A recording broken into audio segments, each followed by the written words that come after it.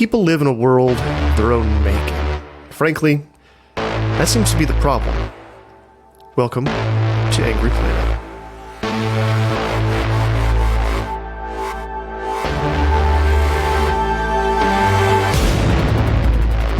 Hello, and welcome to Angry Planet. I'm Matthew Galt. And I'm Jason Fields. Today, it's all about the bomb. Nuclear weapons are back in a big way, and everything about the Cold War suddenly feels very fresh. Nukes are strange. They've only been used twice, and the language and knowledge around them can often feel arcane, almost religious. There's all these little rituals in the nuclear space. Today, we're going to talk about one of those rituals, the Nuclear Posture Review. Once in every presidential administration, the nuclear curtain is withdrawn, and we get a glimpse at what the Pentagon and, critically, the president is thinking.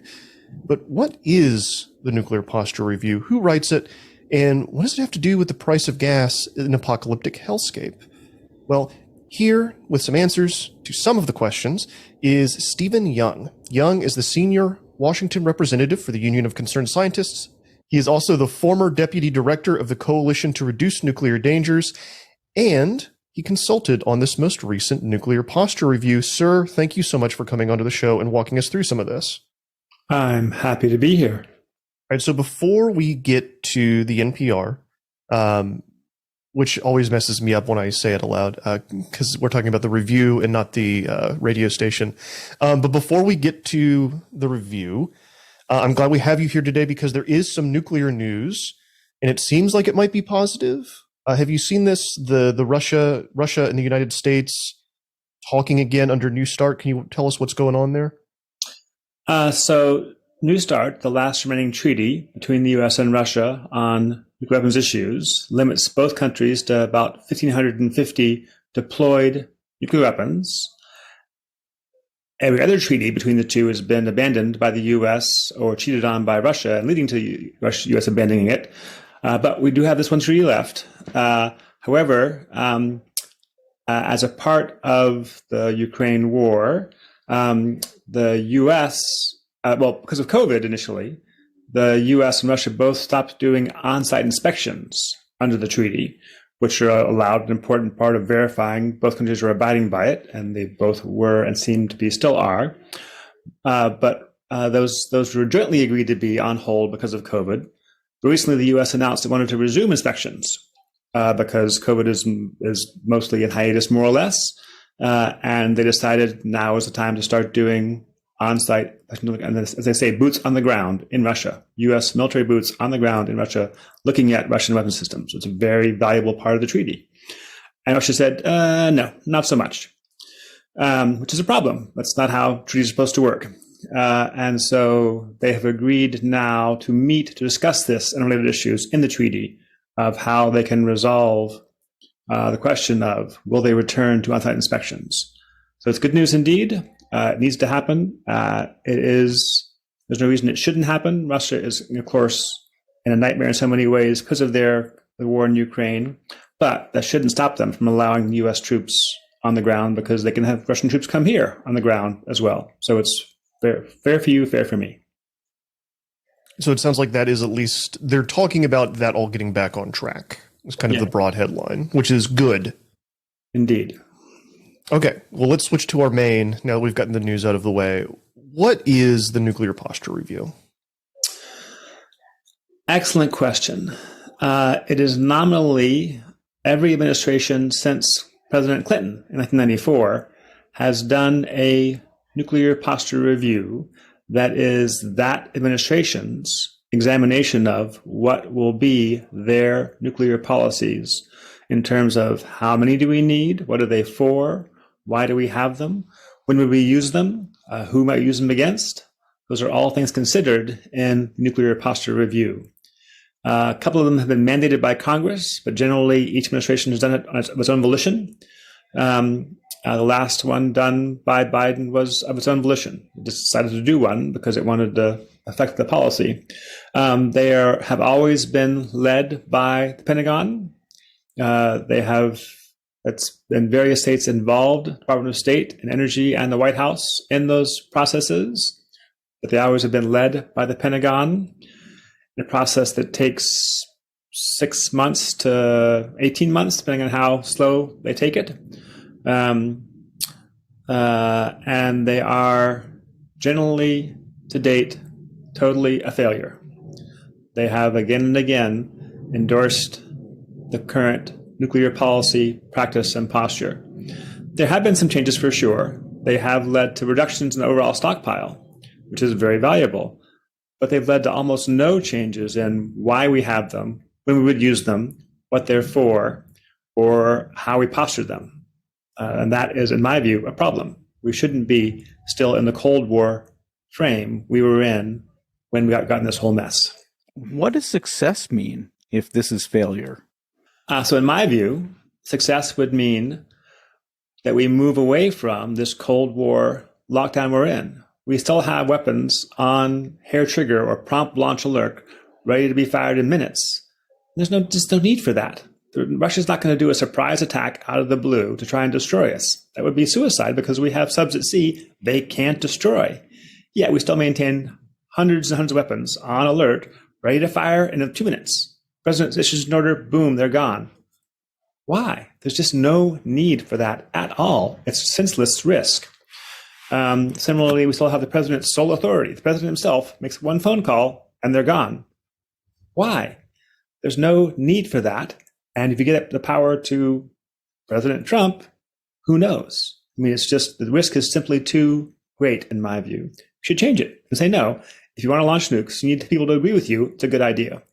And in fact, this has been a problem. And we know that under Nixon, when Nixon was drunk and bumbling and upset, the head of his Defense Department said, if he orders an initiation order, please call me first. He didn't have to do that, but he asked, please call me first. Happened again with Trump after January 6th. General Milley told the military commanders, if Trump issues an order, call me first. But again, it was his request. It's not how the system's supposed to work. So it's just a problem we should change. But these reviews have never done that. They've always endorsed the current system pretty much across the board. Can you take us back to the Clinton administration and tell us about how all of this began and how it got co-opted? What we know, anyway. Sure. So 1993, Clinton came to office. The Cold War had ended. The Soviet Union was in collapse and it had dissolved, and Russia was struggling to survive. But we knew that that they were open to change. And so President Clinton, led by his Secretary of Defense, Les Aspin, decided now was the time to look at these policies again in great detail and consider major changes in all the questions I just talked about of why do we have them, what are they for, how many do we need. Unfortunately, he actually passed away and his leadership in the project failed. Those who were implementing it fell to the others in the Pentagon who were the traditional nuclear warriors. And the end document basically decided, we're all pretty good here. We'll have a hedge policy. We'll make some cuts in the size of the stockpile we have deployed, but we're going to keep the ones we're taking off hedge in reserve. Everything else stays the same. So no change in how we posture them, on how alert they are, who the targets are. We're going to just take some off alert, but we're going to keep them around just in case as a hedge policy. And that was the major change in 94 was, we'll just have a hedge, which was a cop-out. But that's what the military felt comfortable with. They like the status quo. So they chose to have a hedge. Is there any way, you've been in this space for decades, how do we push back against, because it's kind of the same story over and over again from my view, and please tell me if I'm wrong. I know you will.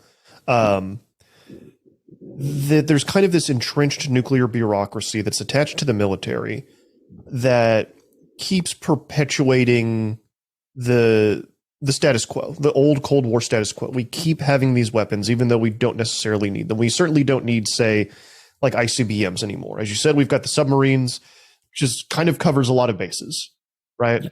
Yeah. How do we fight back against this? How do politicians fight back against this and win? A great question. And I think the answer I have right now, that I'm trying to make the case for is that the U.S. should conclude, because of Russia's invasion of Ukraine and the nuclear threats that Putin issued with that invasion, as well as the decision China has made to greatly increase its nuclear stockpile, which it has basically not done it for decades. So China's been in the business for decades, but it has a very small arsenal up until recently. It has now decided, okay, small isn't good enough anymore. We need a much bigger arsenal. It'll still be smaller than the U.S. and Russian arsenals, but it'll increase significantly from roughly 300 to maybe 1,000 warheads, according to DoD. Nobody knows for sure. Versus how many does America and Russia have? We have 1,550 deployed, another 2,000 or so in reserve. So 3 times more than China might have if they do this full expansion. So we still have far more than China will have. But still, it's a troubling new sign. China has changed its decision on what it requires for nuclear deterrence purposes. In my view, in that world, it is now simply too risky. We cannot keep relying on a world in which nuclear threat is what is needed for stability and deterrence. The fact that Russia, even if Russia loses the war in Ukraine, they will retain the ability to do the same thing all over again. Start a conventional war, issue nuclear threats, and do what they want, and we will be deterred by them. It's not a world any of us should want to live in. And so my argument to the military is that the U.S. should conclude, we kind of agree. This threat is no longer in our interests. We have the conventional might required to keep us and our allies safe without nuclear weapons. And we should try to get into that world. It's a very hard case to make. It's easy to make a case for Russia. It's harder for China because China is not Russia. China has a massive economy and is building a massive military. But we will not be able to solve any of those problems without China going forward, climate change or anything else, without working with China. And so my proposition is that we're better off in a world without nuclear weapons than we are with one. That is, however, a heavy lift. The military is very wedded to these weapons. There also is the money factor, where we spend tens of billions of dollars every year on nuclear weapons. And there's a lot of support in the whole DC blob of contractors, government officials, politicians, and the like, who are invested in the system as it is now. So that's the challenge I face right now every day, is I actually don't know how can we change this? What's the tipping point for moving away from the system in the long run? For me right now, it is risk. The risk is higher than it's been. It's now too high. We should move away. But it's not clear that will be enough to make the change we need to make, in my view. Would we consider doing this alone? I mean, we're barely thinking of considering this in the first place, but how do you do it? How do you be first? So the proposal that's been made a number of times, I think, has some benefits, is the U.S. wouldn't unilaterally disarm entirely, but just say, cut 100 off the top. We'll just, okay, we're allowed by treaty to have 150 weapons deployed. We will certify we only have 1,450 now. You can verify that. Come look. And invite China to come look as well. China, Russia, come look and see. We have now fewer deployed. If you do more, we'll do more. We can do this informally, but verify it formally. That system, I think, is one possibility of unilateral mini steps. It's feasible. It's doable. It's verifiable, at least with Russia. And I think it's worth thinking about. But no, there's no world in which it's possible the U.S. is going to say, okay, we're getting rid of all of our nukes. We don't need them at all. We're just going to drop them entirely. That's just not viable. But the idea of a step-by-step approach, to me, is at least worth considering. And also sometimes politicians are the problem, right? It's not always the military here. And this is one of the reasons we're talking today, is because I wrote something about the nuclear posture review for Vice, and I screwed something up. And you called me on it, and I updated the piece because the NPR at a surface level is not all bad. We're getting rid of the gravity bomb. We want to get rid of the sea-launched cruise missile, or at least the military does. Can you tell us what the gravity bomb is, why we're getting rid of it, and what is the sea-launched cruise missile? Do we need it? who wants it, who doesn't, all that stuff. Sure. So the gravity bomb in question is called the B-83. It is by far the largest, most destructive weapon in the U.S. nuclear stockpile. Its yield is what we call 1.2 megatons of TNT equivalent. So for comparison, the bomb dropped on Hiroshima was about 12 to 15 kilotons of TNT equivalent. So the B-83 is roughly 80 times more powerful than the bomb dropped on Hiroshima. So imagine a bomb that killed 100,000 people in an hour, 180 times larger than that. It's massively destructive. Its only purpose currently for the U.S. is to attempt to attack deeply buried targets, primarily in North Korea, because they're seeing a need for that. But the reality is, if we drop it on North Korea, it'll fall out on South Korea and cause havoc across the whole region. So you have a weapon you actually don't want to use. You're reserving in case you might want to attack a buried facility in a country you can destroy otherwise. It's just nonsense to me. And so the Obama administration had already committed to retiring the B-83 back in 2012 when it did its nuclear posture review. But the Trump administration reversed that decision and decided to keep it around indefinitely. And the Biden administration is now again decided in its nuclear posture review, no, we're going to retire it. And we believe they will do so before they leave office, or at least have a plan to do that before they leave office. There's no timeline yet for when this B-83 will be retired, but it's firmly in the plan. And there's currently only limited resistance from Congress to having that move forward. So I think it's likely it will happen in the next 3 to 5 years. The other system that's in the nuclear posture review that calls for getting rid of it is this so-called sea-launched nuclear-armed cruise missile. Again, something that Trump administration proposed. It's a new system. Obama retired the last version of this. Actually, President Bush the first pulled off the Navy ships in the 1990s. This hasn't been deployed for decades.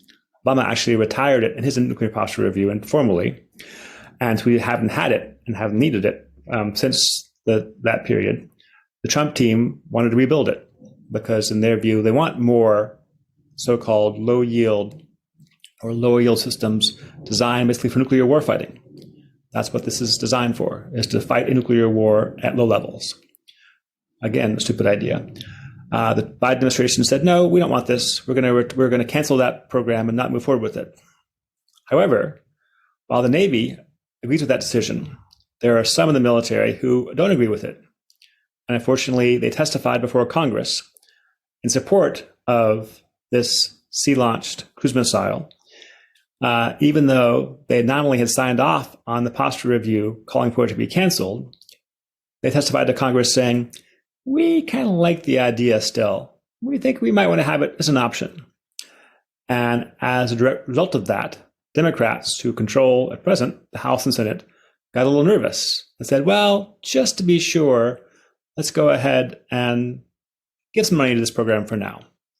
So that both the House and Senate have given a small amount of funding for R&D toward developing this cruise missile that the Biden administration itself says it's going to cancel. So this is actually pretty rare, where Congress funds a new system that the administration says it doesn't want. Little time for planes and things we already building. They build more of those. It's good for my district's pork. That happens a lot. But a new system that hasn't been developed at all, this is a new phenomena that I haven't seen before, and I don't know how it will play out. I'm pretty sure the Biden team, when it puts its budget request in next year, will again ask for no money for this program. The Congress may give it money again, and they'll be forced to spend it somehow.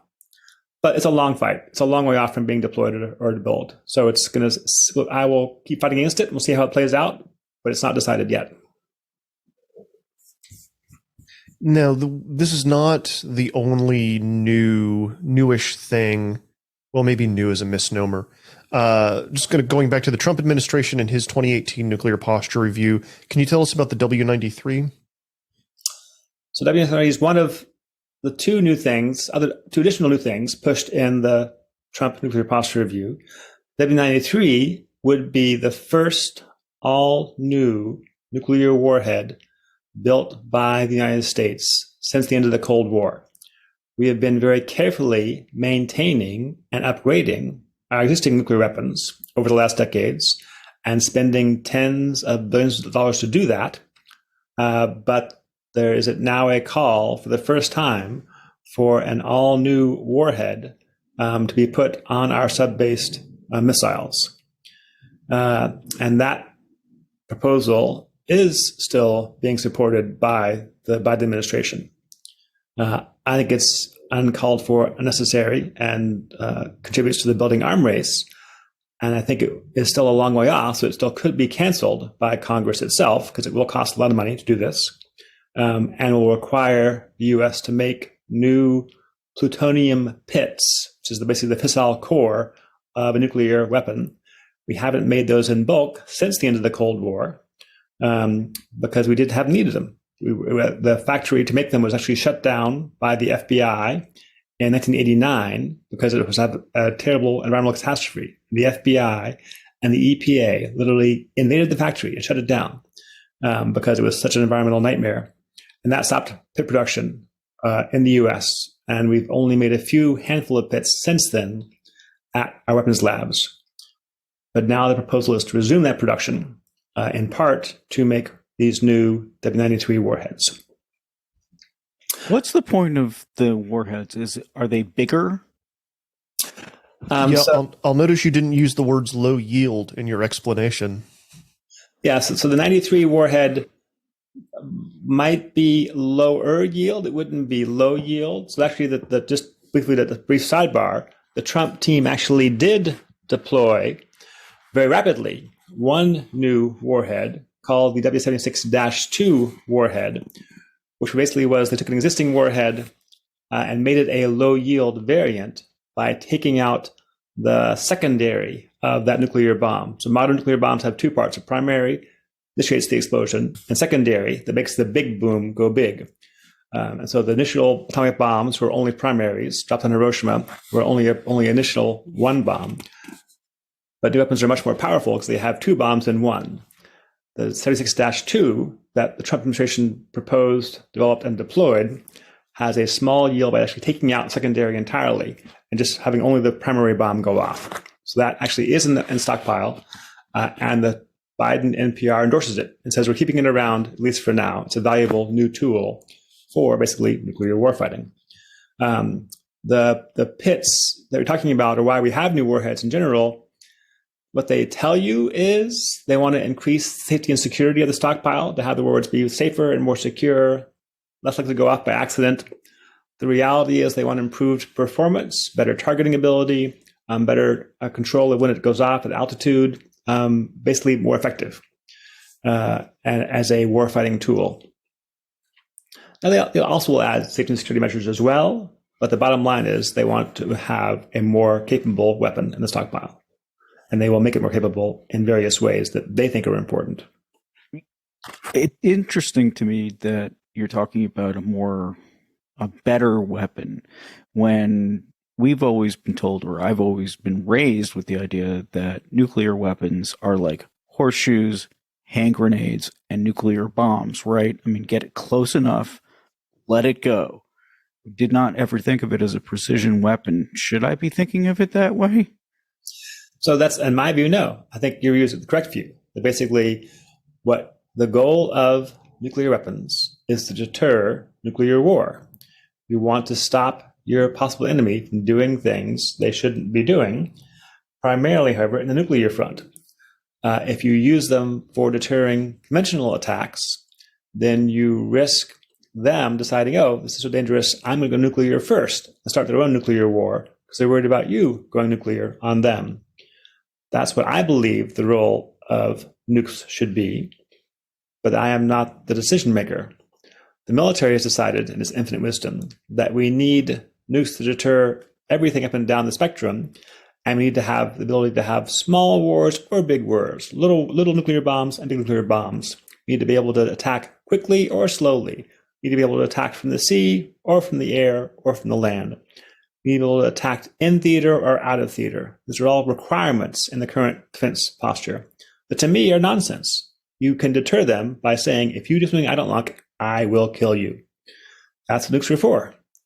But the theory the military has is, no, we have to deter this and that and this other thing too, because just in case, you never know. In my mind, that's a mistake. But that's not the current posture. I don't make the decisions right now. All right, Angry Planet listeners, we're going to pause there for a break. We'll be right back after this.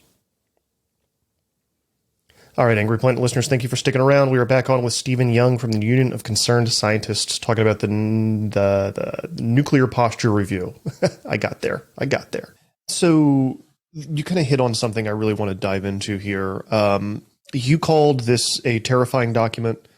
I talked to a couple different nuclear experts who also found it very disturbing. Emma Claire Foley, who's been on the show before, really highlighted for me when I talked to her the idea that there's language in this thing that I wouldn't say directly. They're making plans for the use of battlefield nukes, I guess is the way I would use it. They're making plans for what the world would look like if there is a quote unquote tactical nuclear weapon. Can you talk about what that is? What is a tactical nuclear weapon, or at least what does the Pentagon say a tactical nuclear weapon is? And do you think that the stuff that's going on with Russia plays into that fear, and how? Sure. So there's much debate over what a tactical nuclear weapon is. The general rule of thumb is they are generally lower yield and generally designed for battlefield use, as opposed to strategic nuclear weapons that are designed for long yield use to attack Russia from the US, as opposed to in Europe, in the middle of a war in Ukraine, dropping a bomb on the middle of a battle to try and defeat your military forces. That is generally the role for tactical nuclear weapons, whereas strategic weapons are designed to defeat the enemy all in one go by destroying them. That's sort of the approach. But the reality is a nuke is a nuke is a nuke. And once you have used a tactical nuke, you've opened that Pandora's box, and the possibility of unlimited nuclear warfare just literally blows up. So that is, in my view, again, a mistaken approach. What you need to make very clear to your adversary is that if you use nuclear weapons, you will pay costs you don't want to pay. That doesn't need to be in the same battlefield, in the same place. It just needs to be clear. You will pay costs you don't want to pay. And that will deter them. The military fear is that, but if they just use a really teeny nuke and all we have is big nukes, they wouldn't believe we'll use a big nuke in response to their teeny nuke. To which I say, well, then make them believe you will, because you can. But there is a tension there that you can't deny. But the reality, in my view, is Russia should not be confident they can ever keep a nuclear war limited, and therefore they shouldn't do it, and nor should the US, because you can't have confidence. We've never fought a nuclear war. They've been used in war once against a non-nuclear opponent, but no nuclear war has been fought. So no one knows what will happen. So let's just not try it and not find out. I'll ask the question that's on everyone's mind that there are no fair answers to. What do you think about Putin's nuclear saber rattling? Do you think he would ever use a battlefield nuke? I think it's still unlikely, highly unlikely, but that the risk is far higher than we want it to be. It is now the realm of the possible. I would say, again, it's 5% chance maybe. That's still way more than I'd like it to be. And the scenario for me that I worry about is that Putin would say, blow up a small so-called tactical bomb over the Black Sea, kill no one at all, have it be relatively low yield, and then say to NATO, if you don't stop arming Ukraine, I will do worse. Your choice. And then we're in a bit of a bind. I think the answer is ignore it and go forward and keep supporting Ukraine. But that then pressures Putin to escalate again. Let me switch tracks here just a little bit. You consulted on this, right? I hazard to say, well, what is the process of working on the posture review like? What's the communication like when you're a consultant for this thing?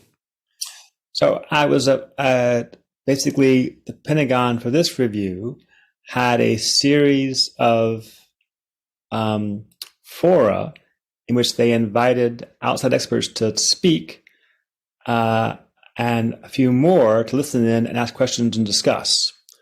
And so I was a discussant in one of those forum. I think they had about 4 to 6 of those forum during the posture review. And basically they were getting outside views from people who were across the full spectrum of views. So it was basically there were people from the far right and the far left in this room who were listening to experts give their take on some questions that the NPR was looking at. And I was simply invited into that space to be a discussant among one of those hearings. I found it to be pretty unhelpful, frankly. The discussion was pretty limited. And the views the NPR was trying to take on weren't the key questions in my mind, but it was still helpful to have a better sense of what they were looking at and how they were thinking about the issues. For example, one thing I did learn in the process was that they did look very closely at the question of should the U.S. declare a no first use nuclear policy. The idea the U.S. would never start nuclear war, which is a policy I support, is not U.S. policy. U.S. policy is we can start a nuclear war if we want to, if we meet certain criteria of an extreme threat to the United States from another nuclear armed state, which is the current policy, has been that policy more or less for decades. I think the U.S. should make clear we don't intend to have a first use ever, because there's no scenarios that would be helpful to us. But that's not our policy. We looked at that policy in this NPR and decided, no, not going there, not going to do that, despite the fact President Biden himself has said he wanted to go there. And President Biden himself personally supported that policy. But he decided in the end to not do it and to simply keep the current U.S. policy more or less as it was. They didn't, in the NPR, however, look at all at the president's sole authority to launch a nuclear strike. There's no consideration of that at all. Never even crossed their minds to say, let's have a look at this issue. Given President Trump and his nuclear threats and his instabilities that we're all too well aware of, I think it's an issue worth considering. NPR didn't even bring it up. It wasn't on the plate at all. And so I worry about things like that, of how this is the problem you have when you're asking the zookeepers how they want to run the zoo. I have a question about that single point, the president. One of the pieces that I've read basically said that there's 11 minutes from the launch of nuclear missiles in Russia to decide whether or not to launch our missiles. First of all, is that right? And second of all, how do you consult with people in that period of time? So good question. It's not quite right. The reality is, after the launch of a Russian or Chinese missile or North Korean missile, it takes a period of 5 to 10 minutes to confirm that missile is coming in towards us, and a few more to realize, okay, we know what the threat is, we have it analyzed, enough to give the president a heads up and say, okay, before it goes off, you now have roughly 10 minutes or so before they'll hit the US. And do you want to launch before that happens? And that is a scenario where, yeah, it is a terrifying scenario. The current system allows only the president to weigh in that question. And all he so far would have to decide, do I want to ride it out and wait and see if they actually are coming or not? If this isn't a fault from the radars, which has happened in the past. We've had faulty alerts in the past, for sure, more than one occasion. Or do I want to ride it out and see, then respond? I think if the president wants to launch before they arrive, they have about 10 minutes to make that order. And once the order is issued, it'll launch in less than 5 minutes. They make a phone call, they give a code, they confirm who the president is, the order is issued out to the silos in the Midwest of the country, and they're off in less than 5 minutes. So the system is designed to be very fast. To respond to that, there's roughly a half hour from missile launch to missile impact across the U.S. if you're launching ICBMs from land-based missiles. Both the U.S. and Russia have subs. They can actually be closer, though. Those can be as little as 20 minutes. So you can have even less time for a sub-based launch. And the U.S. can actually do low trajectory launches that are very low in the sky and harder to spot. So Russia actually might have very little warning, the U.S. attack, in fact. So it's a very time-compressed system. However, the reason we think we can still add in people to that system to make sure, if you do want to have that consultation, we believe, we actually know for a fact, that FEMA, the Federal Emergency Management Agency, already tracks the Vice President and Speaker of the House full-time, the same way they track the President. Both actually also have their own nuclear satchels, nuclear footballs. You actually see in January 6th attack on the Capitol, you can see Pence running out with football following him behind, being carried by a military officer. So he has it as well. So if that's already there, he already can be in the loop. He already can have the Vice President and Speaker of the House, who also has a satchel, we believe, in the loop in minutes, the same way you have the President in the loop. So there is the ability to have more people in the room if you wanted to do that. And it could be a wise choice to do, given the realities we already know. So your Twitter bio says, and audience, I'm so sorry for once again bringing up Twitter. Your Twitter bio says that the length of the nuclear launch code is the same as a tweet. I know that things have been upgraded, the way they print the nuclear launch codes now. Do we know if that is still true? So yes, so the code for generating nuclear launch codes has been upgraded. Yes, I saw that story as well. And I do not know. I would assume that the system to generate the codes doesn't impact the system used to launch the missiles, which requires a certain code. But I have not confirmed that question. So I will try and see if I can answer that question. But yes, you are correct. They recently changed the system to generate the codes, the launch codes. But I do not, to my knowledge, they have not changed the system to actually launch the missiles at all.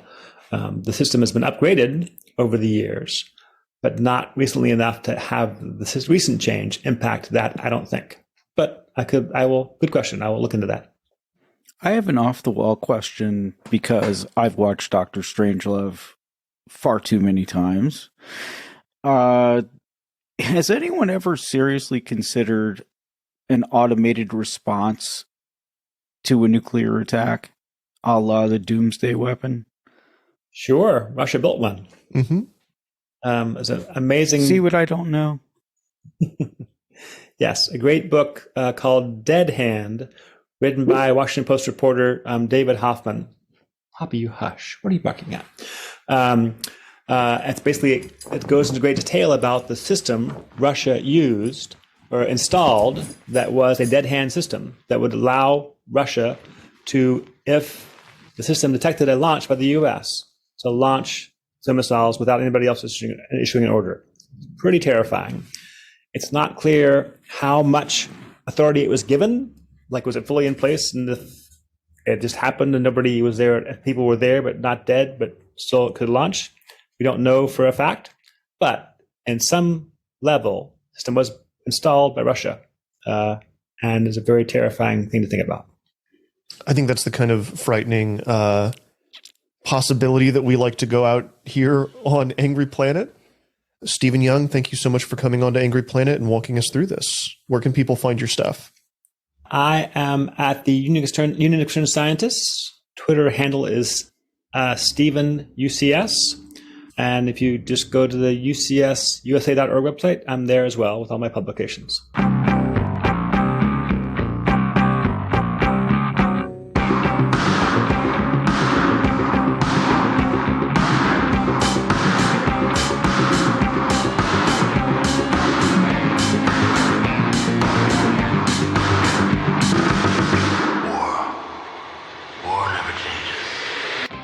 That's all for this week, Angry Planet listeners. As always, Angry Planet is me, Matthew Galt, Jason Fields, and Kevin Odell. It's created by myself and Jason Fields. If you like the show, if you really like us, please kick us $9 a month on Substack. Go to angryplanet.pod.com, angryplanet.substack.com, where you can get early access and commercial-free access to all the mainline episodes and the occasional bonus episode and some other premium content. We will be back next week with another conversation about conflict on an angry planet. Please stay safe until then.